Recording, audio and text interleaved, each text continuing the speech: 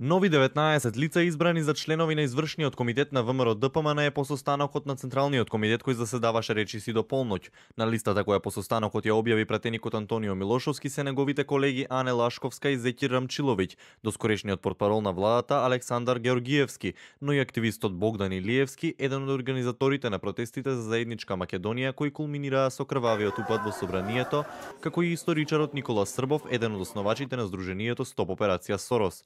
За генерален секретар на партијата е избран директорот на ЕЛЕМ Христијан Мицковски. Оваа функција 4 години ја извршуваше поранешниот технички премиер Емил Димитриев.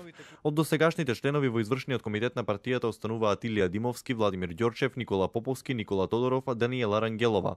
На листата недостасуваат имињата на долгогодишните членови на извршниот комитет како Гордана Јанкуловска, Милејана Киевски, Мартин Протуѓер и поранешниот шеф на УБК Сашо Мијалков, чие повлекување од партијата беше соопштено доцна попладнево.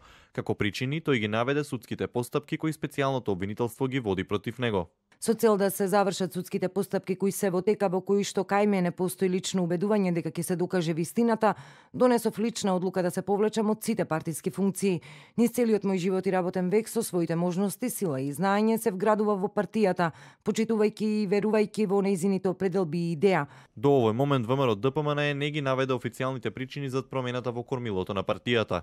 Според дел од медиумите, чистката била иницирана од претседателот Никола Груевски за да партијата се реформира, со тоа што од нејзините раководни тела ќе бидат отстранети лицата опфатени во истрагите на специјалното обвинителство.